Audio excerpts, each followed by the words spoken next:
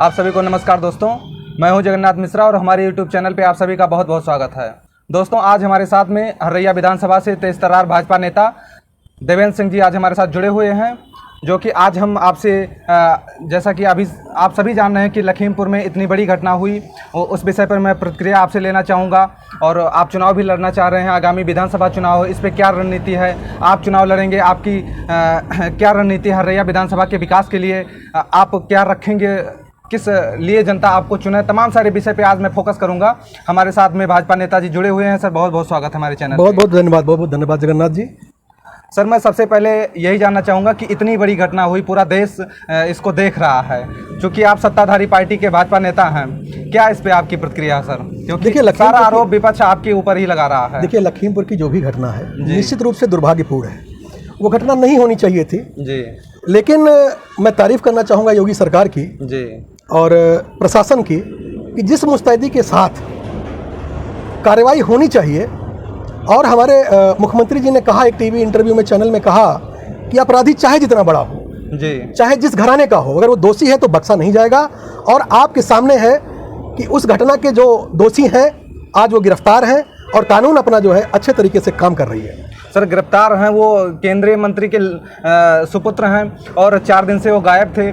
जिस तरीके से 302 का जब किसी के ऊपर चार्ज लग जाता है, इस पे अभी आपने देखा होगा माननीय सर्वोच्च न्यायालय में इसकी सुनवाई हुई। जिस तरीके से उत्तर प्रदेश सरकार के खिलाफ ने सख्त टिप्पणी करते हुए सुप्रीम कोर्ट ने इस पे पूछा कि किसी के खिलाफ में जब 302 का मुकदमा दर्ज किया जाता है तो इसी तरीके से आप कार्रवाई करते हैं, क्या इसका रहता है कि आप जनरल तरीके से उसके सामने पेश आते हैं? नहीं, देखिए ऐसा नहीं है। ये बिल्कुल सही बात है कि कार्रवाई जिस तरीके से हुई, देखिए ये बहुत सारी चीज़ें प्रशासन और शासन अपने स्तर पर ये निर्णय लेता है कि वहाँ की परिस्थितियाँ क्या हैं। कानून व्यवस्था, लॉ एंड ऑर्डर कायम करना ये भी सरकार की जिम्मेदारी होती है, प्रशासन की जिम्मेदारी होती है। चीज़ों को बहुत सोच समझ करके बहुत ही अच्छे तरीके से सरकार ने काम किया, प्रशासन ने काम किया और रिजल्ट आपके सामने है। जो भी दोषी, थोड़ा सा भी संशय हुआ, अगर किसी ने किसी चीज़ का जवाब नहीं दिया, अगर लगा सरकार को, शासन को, प्रशासन को, पुलिस विभाग को, तो उनको अरेस्ट किया गया और कानून अपना जो है काम कर रहा है। और मैं निश्चित रूप से कहता हूँ, फिर मैं बोल रहा हूं, योगी जी ने कहा, मुझे योगी जी की सरकार पर,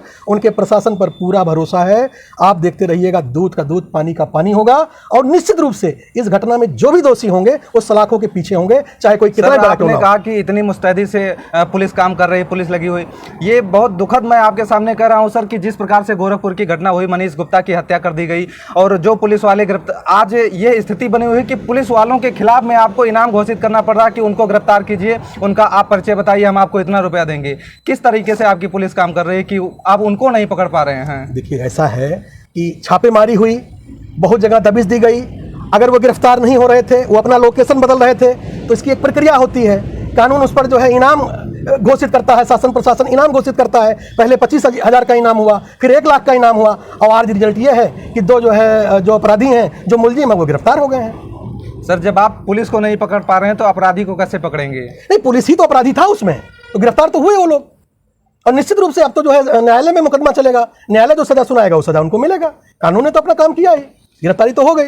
राकेश टिकैत जी कहते हैं कि सारी एजेंसी इनकी, गृह मंत्री हैं, इनकी जांच निष्पक्ष तरीके से नहीं हो पाएगी, ये जनता को केवल गुमराह किया जा रहा है, कैसे आप? नहीं, देखिए ये टिकैत जी जो है कुछ हमको जो लगता है टिकैत जी के बारे में, देखिए वो जो आंदोलन कर रहे हैं वो किसानों को बरगलाने का काम कर रहे हैं। और निश्चित रूप से मैं कहूँगा कि जिस तरीके से योगी जी ने कहा, ठीक है ना, हमारी सरकार जिस तरीके से काम कर रही है, आप विश्वास करिए, कोई चाहे कितना भी बड़ा हो, इस केस में बख्शा नहीं जाएगा।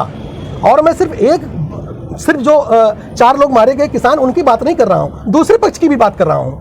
उनकी मौत कैसे हुई, जो भाजपा कार्यकर्ता मरे वो कैसे मरे, इसकी भी जांच होगी। इसमें भी जो दोषी होगा वो भी बचेगा नहीं, वो भी सलाखों के पीछे जाएगा। ये निश्चित रूप से जान लीजिए आप।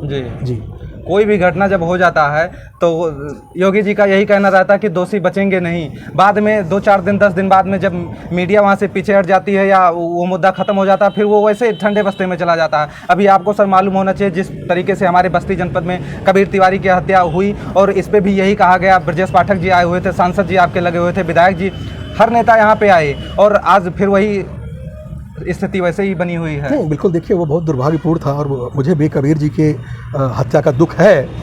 तो मैं इस पर टिप्पणी नहीं करना चाहा कि कौन गिरफ्तार हुआ कौन नहीं हुआ, लेकिन मैं इतना जरूर कह सकता हूं कि कानून अपना काम कर रहा है और निश्चित रूप से जो दोषी होगा उसको सजा मिलेगी।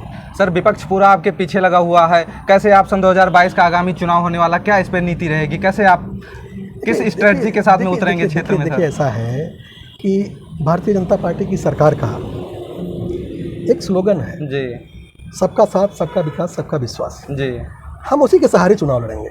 और निश्चित रूप से आप ये जानिए, चाहे वो केंद्र सरकार की योजना हो, चाहे वो प्रदेश सरकार की योजना हो, हमारी सारी योजनाओं का लाभ बिना किसी भेदभाव किए, चाहे जिस जाति का हो, चाहे जिस धर्म का हो, सबको उसका लाभ मिल रहा है। और हम अगला चुनाव विकास के नाम पे लड़ेंगे। जिस तरीके से हमारी योजनाओं का लाभ नीचे के लोगों को मिला है, पहले योजनाओं में कमीशनबाजी होती थी, रुपयों का बंदरबाट होता था, आज जिस तरीके से लोगों को इसका लाभ मिला है, और हमें पूरी उम्मीद है कि इस बार 350 पार। सर, अभी आपने कहा कि मैं विकास के नाम, मैं आपके हर्रैया विधानसभा की बात करना चाहूँगा। आपके यहाँ क्षेत्रीय विधायक अजय सिंह जी हैं, कितना आप उनको क्या विकास किए हैं, आप बताएंगे सर?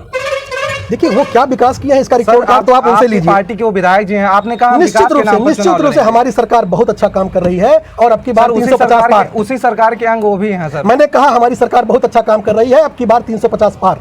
सर, आपके इस हर्रैया विधानसभा में गाली दिया जा रहा है, लोगों को भगाए जा रहे हैं, कार्यकर्ता नाराज है, नाराजगी बढ़ रही है। देखिए, ये सवाल जिसका है उससे पूछे तो ज़्यादा बेहतर होगा। मैं इतना मानता हूँ किसी भी जनप्रतिनिधि को, ठीक है, संवेदनशील होना चाहिए जी। और आप सिर्फ एक पक्ष की बात सुन करके आप निर्णय लेने के हकदार नहीं है, आप दूसरे पक्ष को भी सुनिए। लेकिन मैं इतना मानता हूँ किसी भी जनप्रतिनिधि को अपनी जनता के प्रति बहुत संवेदनशील होना चाहिए जी।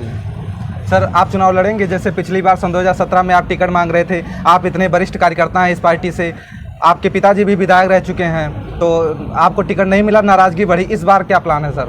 नहीं, देखिए, नाराजगी नहीं बढ़ी, दुख हुआ। और निश्चित रूप से चूंकि लोकतंत्र है जी, और हमारे ही दल में है कि एक चाय बेचने वाला इस देश का प्रधानमंत्री होता है, तो निश्चित रूप से भाई टिकट मांगने का तो सबका अधिकार है।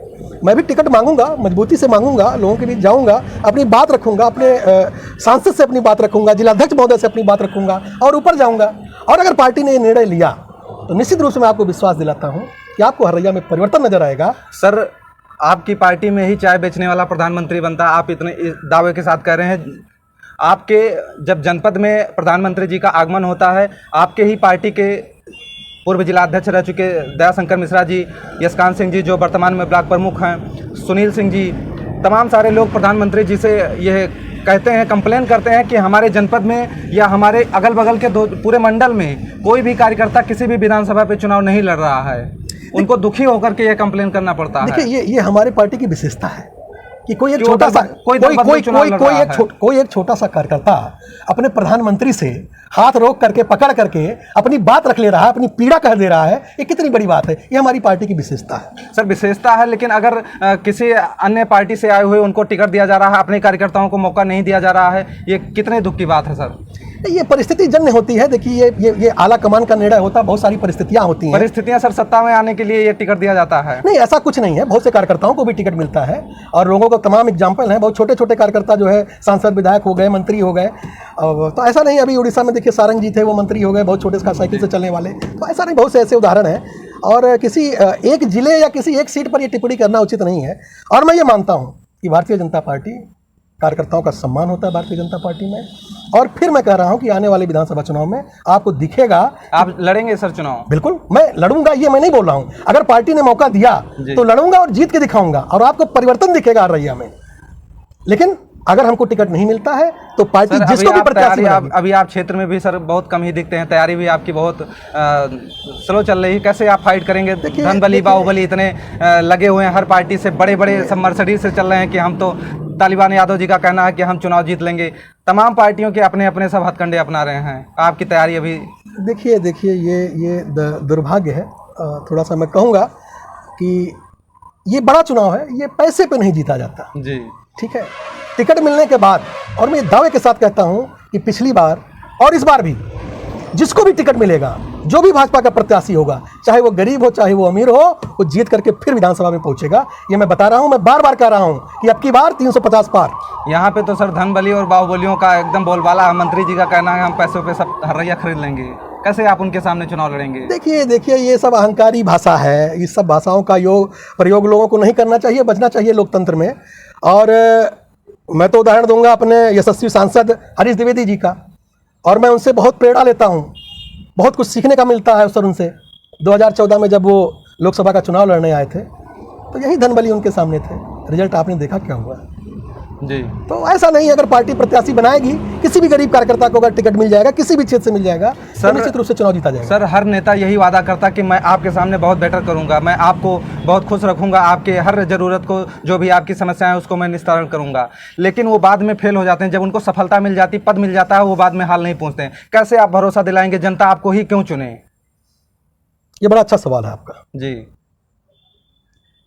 देखिए, जनप्रतिनिधि चुनाव के समय पे बात कुछ और करते हैं और बाद में क्यों बदल जाते हैं जी, ये आपने सवाल किया है। देखिए, ये परिस्थितियों पर निर्भर करता है कि आखिर वो क्यों बदलते हैं, लेकिन मेरा जहाँ तक अपना मानना है कि जब किसी भी जनप्रतिनिधि का चाल चरित्र और चेहरा, इनमें जब समानता नहीं होगी तो निश्चित रूप से इस तरह की परिस्थितियाँ सामने आएंगी।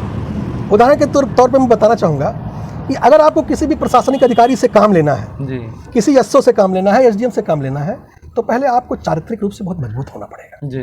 जब तक आप ईमानदार नहीं होंगे तब तक आप सामने वाले से काम कराने की हैसियत में नहीं रहेंगे। ये मेरा मानना है, चूंकि मैं राजनीतिक परिवार से रहा हूं और हमारे पिताजी 2 बार हरैया के विधायक रहे हैं, और उसी अनुभव के आधार पर यह कहता हूं कि मुझे याद है, आज भी याद है, एक बहुत ही अत्याचारी दरोगा हुआ करता था छावनी में, एसओ रामविलास यादव जी।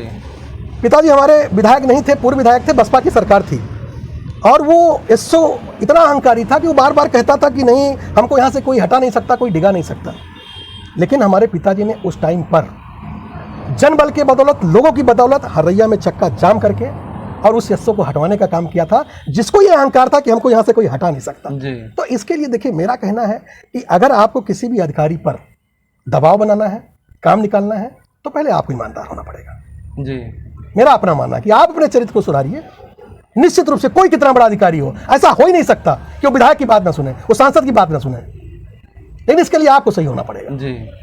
सर, क्योंकि आजकल लोग धनबली बाहुबली की तरफ ज़्यादा मूव हो जाते हैं। मैं दोबारा वही दोहरा रहा हूँ सर, फेसबुक, सोशल मीडिया के माध्यम से आपका फ्रस्ट्रेशन भी देखने को मिलता रहता है जी।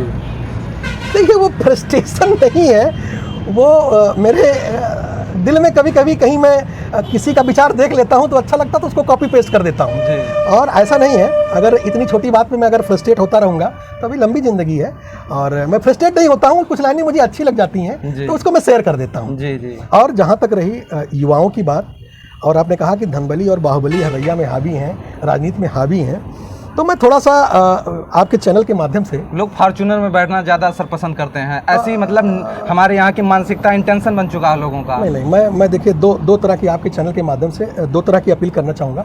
एक तो आज के युवाओं से अपील करना चाहूँगा कि आप ग्लैमर में बहुत ज़्यादा जाने की ज़रूरत नहीं है जी।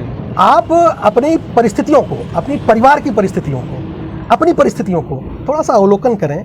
और मैं ये नहीं कहता कि राजनीति बुरी चीज़ है, मैं राजनीति कर रहा हूँ तो मैं ये कैसे कह सकता हूँ राजनीति बुरी चीज़ है, लेकिन अपने करियर को भी ध्यान में रखते हुए कि आपने कितनी पढ़ाई करी, आपने इंटर किया कि ग्रेजुएशन किया कि पीजी कर लिया, आपको आगे क्या करना है, इसको भी देखते हुए आप राजनीति में सक्रियता बनाए रखिए, सक्रिय रहिए, फेसबुक पे सक्रिय रहिए, किसी नेता के साथ चलिए, कोई बुराई नहीं है, लेकिन अपने करियर को जो है स्पॉइल करके नहीं जी। और दूसरी अपील मेरी जनता से होगी, मैं हरैया विधानसभा की जनता और पूरे प्रदेश की जनता को ये अपील करना चाहूँगा कि जिस तरीके से आज के युवा, बहुत सारे ऐसे लोग हैं, आप खुद समाज में जाते हैं, लोगों से मिलते हैं, बहुत सारे योग्य लोग हैं जी, जो कि इतने योग्य हैं कि आज के जनप्रतिनिधियों से कई गुना योग्य हैं, लेकिन उनके पास आर्थिक रूप से उतने सबल नहीं है। हो सकता है बाइक से चलने वाला किसी जनप्रतिनिधि से ज़्यादा योग्य हो, ये संभव है।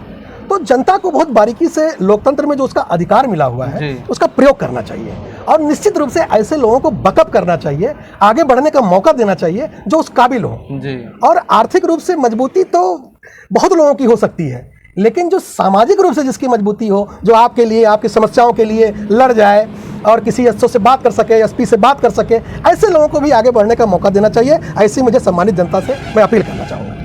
सर, आपके यहाँ क्षेत्रीय विधायक अजय सिंह जी हैं, कई बार आपकी उनकी टकराव की स्थिति ऐसे देखने को मिली, जैसे ब्लॉक प्रमुखी चुनाव में आप बीडीसी का चुनाव लड़ रहे थे, आप टिकट मांग रहे थे, कहीं ना कहीं आपको परिवारवाद का शिकार होना पड़ा, जनता ने भी सोशल मीडिया के माध्यम से अपनी प्रतिक्रिया रखी, जो मैं पूछ रहा हूँ सर, कितना आप उनसे संतुष्ट हैं? देखिए, वो व्यक्तिगत रूप से हमारे बड़े भाई हैं जी, तो बड़े भाई के रूप में तो उनका सम्मान है, लेकिन राजनीति वो भी कर रहे हैं, राजनीति मैं भी कर रहा हूँ। आज वो विधायक है, मैं विधायक नहीं हूँ, अंतर इतना ही है ना जी। तो वो ठीक है, लेकिन हम दोनों लोग एक दल में हैं, एक विचारधारा को हम लोग आगे बढ़ा रहे हैं। और निश्चित रूप से लोकतंत्र में वो विधायक हैं, हम नहीं हैं। कल को परिस्थितियाँ क्या बने, लेकिन परिस्थितियाँ ऐसी बनेंगी, मान लीजिए हमको टिकट मिलता है तो हमारे बड़े भाई हैं, हमारी मदद करेंगे जी। और उनको टिकट मिलेगा या किसी को मिलेगा तो हम मदद करेंगे जी। लेकिन इतना मैं जानता हूं कि वो हमारे व्यक्तिगत रूप से बड़े भाई हैं। और राजनीति में तो लोकतंत्र में तो ये सब लगा रहता है। व्यवहारिक रूप से सर, एक व्यवहारिक रूप से नहीं, राजनीतिक रूप से। राजनीतिक रूप से देखिए, अभी आपने प्रमुखी के चुनाव की बात करी तो वो बीती बातें हो गई, उस पर मुझे नहीं लगता कि बहुत ज़्यादा डिस्कस करना चाहिए। और मैं थोड़ा सा ये लोगों को बताना भी चाहूँगा आपके चैनल के माध्यम से, उस प्रमुखी के चुनाव के बारे में एक लाइन में बोलूँगा, आप शायद आपको समझ में आ जाएगा। मैं 9 अप्रैल को जी कोरोना पॉजिटिव हो गया था जी। और उस टाइम मैं इसलिए नहीं बताया क्योंकि मैं अगर निकलता तो शायद लोगों को लगता है कि कोरोना पॉजिटिव है, घर से कैसे निकल रहे हैं। 10 को मेरा पूरा परिवार कोरोना पॉजिटिव हो गया। और इतना पढ़ा लिखा हूँ जगन्नाथ जी कि यह जानते हुए कि मैं कोविड पॉजिटिव हूँ और मैं निकल करके लोगों से मिलूँ तो वो उचित नहीं था। तो उस जो नकारात्मक परिणाम रहे जिसकी आप बात कर रहे हैं, उसके पीछे एक वजह वो भी थी कि मेरा स्वास्थ्य का ठीक ना होना। सर, सूत्रों से यह भी मुझे जानकारी मिली कि आपके ऊपर बहुत दबाव डाला गया कि आप चुनाव मत लड़िए, आपको हराने की कोशिश की गई, तमाम सारे प्रयोग अलग अलग तरीके से, छुपे हुए तरीके से किया गया कि आप जब जीत ही नहीं पाएंगे तो आप टिकट कैसे मांगेंगे, आप प्रमुख कैसे बनेंगे, ऐसा कुछ हुआ था सर? देखिए, आज की राजनीति तो भाई ऐसा हुआ था ये तो मैं नहीं कह सकता। खुलकर बोलिए सर, पार्टी के सामने ये बात जानी चाहिए कि आपके साथ क्या हुआ। नहीं, देखिए ऐसा है, खुलकर बोलने का इसमें कोई विषय नहीं है जी। और मैं खुल के ही बात करता हूँ। देखिए, मेरे ऊपर किसी ने दबाव नहीं डाला था कि आप चुनाव मत लड़िए, ठीक है। मैं राजनीति अपने बलबूते करता हूँ, ठीक है। मेरे ऊपर किसी का दबाव नहीं था और न कोई मेरे ऊपर दबाव डाल सकता है जगन्नाथ जी कि आप चुनाव मत लड़िए, ठीक है। चुनाव में लड़ रहा था, चुनाव अपनी मर्जी से लड़ा। और बाकी भाई सबका अपना अपना इंटरेस्ट होता है, तो कोई गुणागणित किया होगा तो वो जाने, प्रभु जाने। बाकी हमको उस पर कोई बहुत टिप्पणी नहीं करनी है। लेकिन फिर मैं कह रहा हूं कि मेरे ऊपर दबाव डालने की किसी की हैसियत नहीं है। जी सर, अगर आप हरैया से विधायक बनते हैं, क्या आपकी प्राथमिकताएं रहेंगी? क्या आपने अभी तक समस्याओं को फील किया है जनता की, हरैया विधानसभा की? देखिए, बहुत अच्छा सवाल है ये। और मुझे लगता है कि हरैया विधानसभा के हर नागरिक को ये सवाल करने का हक है। और वो हम ही से नहीं, हमारे जैसे जितने लोग हों और जिस दल में हों, जो लोग टिकट मांग रहे हों और विधायक बनने की जिनकी इच्छा हो, निश्चित रूप से उनसे ये सवाल किया जाना चाहिए।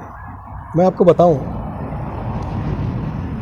आपका सवाल कि ऐसा आप क्या करेंगे विधायक बनने के बाद।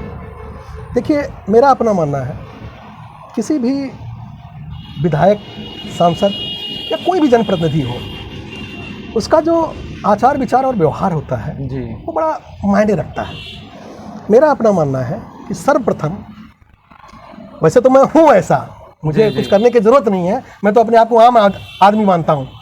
मैं बाइक से भी चल लेता हूँ, मैं बस से भी चल लेता हूँ, मैं अपनी गाड़ी से भी चल लेता हूँ, तो मुझे कोई दिक्कत नहीं है। लेकिन मेरा अपना मानना है, किसी भी जनप्रतिनिधि को वो आचार विचार व्यवहार रखना चाहिए कि जब समाज का सबसे दबा कुचला व्यक्ति, चाहे वो रिक्शावान हो, चाहे वो मजदूर हो, जब वो निडर हो करके आ करके आपका हाथ पकड़ करके वो अपनी बात कह सके, ऐसा आचार विचार होना चाहिए। दूसरी चीज कि किसी भी जो पब्लिक होती है उसका सबसे ज्यादा जुड़ाव वो या तो थाने पे होता है, या तो ब्लॉक पे होता है, या तो तहसील पे होता है, या तो अस्पताल में होता है। ज्यादातर लोगों का काम यहीं से पड़ता है। तो मैं अगर विधायक होऊंगा, जहां तक आपने प्रश्न किया, बहुत अच्छे दिन पे आप ये प्रश्न कर रहे हैं, नवरात्रि का महीना चल रहा है, अगर मैं विधायक होता हूं तो निश्चित रूप से मेरे प्राथमिकताओं में थाना, ब्लॉक, तहसील और अस्पताल रहेगा। और निश्चित रूप से आप विश्वास जानिए कि यहाँ पे आपको परिवर्तन देखने को मिलेगा। सर, जैसा कि अभी आपने बताया कि परिवर्तन देखने को मिलेगा, इसी आप मुद्दे को लेकर सन 2017 में आप सभी चुनाव लड़े थे।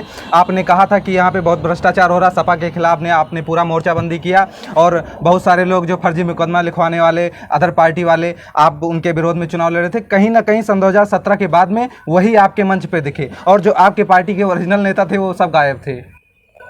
कैसे आप भरोसा दिलाएंगे ये तो इसको हम खत्म कर देंगे? नहीं, ये तो जिसके मंच पे थे आप उनसे ये सवाल करिए। लेकिन मेरा अपना मानना है कि लोकतंत्र में अगर कोई किसी के दरवाजे पे जाता है तो उसको भगाया नहीं जा सकता। लेकिन आपकी प्राथमिकता में कार्यकर्ता रहेगा या आयातित लोग रहेंगे, ये आप पर निर्भर करता है। अगर कोई व्यक्ति विधायक बनता है, सांसद बनता है, तो सिर्फ अपने कार्यकर्ता के लिए नहीं होता है, वो अपनी पूरी जनता के लिए होता है। लेकिन अगर उसके मंच पे, उसके दरवाजे पे कार्यकर्ता जाता है और दूसरे दल के लोग जाते हैं जी, तो महत्व किसको देना है, ये संबंधित जनप्रतिनिधि पर निर्भर करता है। और मैं विश्वास दिलाता हूँ कि अगर ईश्वर ने मुझे ऐसा मौका दिया जी, तो निश्चित रूप से आप जानिए कि चूंकि मैं कार्यकर्ता हूँ, बहुत नीचे से आया हूँ, दर्द को समझता हूँ, कार्यकर्ताओं को पूरी तरजीह मिलेगी। और आप मेरे इस रिकॉर्ड को सेव करके रख लीजिएगा, कभी ईश्वर ने मौका दिया तो आपको दिखेगा कि कार्यकर्ताओं को मैंने कितना जो है तवज्जो दिया है। सर अभी आपने कहा रिकॉर्ड करके रख लीजिए। सर हम बहुत नेता, आपकी पार्टी में बहुत सारे नेता हमको ऐसे मिले जो बोलना नहीं चाहते हैं, जवाब नहीं देना चाहते हैं। बहुत सारे अदर पार्टी के नेता मिलते हैं जिनसे मैं कहता हूं कि आप अपनी बात रखिए जनता के सामने, और लोग जो जिनका आप प्रतिनिधित्व करना चाहते हैं, जब वो आपकी मंशा ही नहीं जानेंगे वो आपको वोट कैसे करेंगे। और लोग इंटरव्यू नहीं देना चाहते हैं, बोलने से बचते हैं। कहीं आप भी ऐसे ही बाद में करेंगे सर कि अब बोल देंगे मेरे पास टाइम नहीं है? नहीं, देखिए जिस प्रकार आज मेरे साथ हुआ है। देखिए जगन्नाथ जी, समय ना होना और बोलना नहीं चाहते हैं, दोनों में अंतर है। देखिए जब कोई व्यक्ति जनप्रतिनिधि होता है तो निश्चित रूप से उसकी व्यस्तता बढ़ जाती है, और व्यस्तता बढ़ जाने की वजह से अगर वो समय नहीं दे रहा है तो जायज़ है। आप एक दिन 2 दिन प्रयास करिए, ठीक है। लेकिन अगर कोई चैनल पे आकर के बोलना नहीं चाह रहा है तो निश्चित रूप से ये बिल्कुल गलत है। चैनल पे आकर के तो मानिए योगी जी बोलते हैं, जी जी, माननीय मोदी जी बोलते हैं जी। तो आप अपनी बात नहीं रखेंगे लोकतंत्र में और आपसे सवाल नहीं किया जाएगा तो फिर इसका फिर मतलब क्या रह गया। निश्चित रूप से मैं मानता हूं किसी भी सामाजिक व्यक्ति को सामने आकर के हर सवाल का सामना करना चाहिए, हर सवाल का जवाब देना चाहिए। मैं किसी का नाम नहीं लेना चाहूँगा सर। जैसे व्यस्तता किसकी वजह से बढ़ जाती है? आप जनता के प्रतिनिधि हैं, आप जनता की बात, जब आप जनता को बताएंगे नहीं मैं आपके लिए क्या कर रहा हूँ तो जनता जानेगी कैसे? बहुत सारे नेता मुझे ऐसे मिले हैं जिन्होंने मुझे व्यक्तिगत रूप से मना कर दिया कि मैं इंटरव्यू नहीं दूंगा, नहीं मेरा इस वजह से टिकट कट जाएगा, मुझे टिकट नहीं मिलेगा अगर मैं कुछ गलत बोल देता हूँ। कितने दुख की बात है कि जब उनको बोलने का ढंग नहीं है वो चुनाव कैसे लड़ेंगे? अब ये नेता तो भाई कौन है क्या है तो मैं नहीं कह सकता, लेकिन ये दुर्भाग्यपूर्ण है, ये दुर्भाग्यपूर्ण है। ऐसा नहीं होना चाहिए, बोलना चाहिए, अपनी बात रखनी चाहिए, और जो भी है आप सवाल करेंगे तो सवाल का जवाब देना चाहिए, उसमें क्या दिक्कत है। जी दोस्तों, अभी तक आप सभी भाजपा नेता देवेंद्र सिंह जी को सुन रहे थे, जो कि मैंने उनके नीतियों पर चर्चा किया कि किस स्ट्रेटजी के साथ में आप चुनाव लड़ेंगे। और मुझे लगता है कि अगर कोई भी प्रत्याशी चुनाव लड़ता है तो सभी लोग पार्टी के मैनिफेस्टो को जारी करते हैं और बोलते हैं जनता के सामने कि मेरी पार्टी ये करेगी। लेकिन मैं व्यक्तिगत राय देता हूं या कहना चाहूँगा कि हर प्रत्याशी के 2 मैनिफेस्टो होने चाहिए। एक पार्टी का मैनिफेस्टो रहता है, लेकिन उनका व्यक्तिगत खुद का मैनिफेस्टो होना चाहिए कि मुझे किस तरीके से जनता के सामने पेश आना है और मुझे क्षेत्र के समस्याओं के लिए किस तरीके से एक्टिव रहना, किस तरीके से विकास कार्य करना है। निश्चित रूप से हमारे देश में, हमारे समाज में सुधार आएगा। और हमारे साथ में भाजपा नेताजी जुड़े हुए थे, मैंने जितने भी प्रश्न किए सभी पे स्पष्टीकरण आया किस तरीके से वो चुनाव लड़ना चाहते हैं। आपके सामने अपनी पूरी बात रखी। मैं ये पूरा फैसला आप सभी के ऊपर छोड़ता हूँ कि आपको नेताजी कितने पसंद आ रहे हैं, आप सभी को इसको फैसला लेना है। सर हमारे साथ में जुड़े और अपनी पूरी बात रखी, इसके लिए आपको बहुत बहुत धन्यवाद। बहुत बहुत धन्यवाद जगन्नाथ जी, बहुत बहुत धन्यवाद।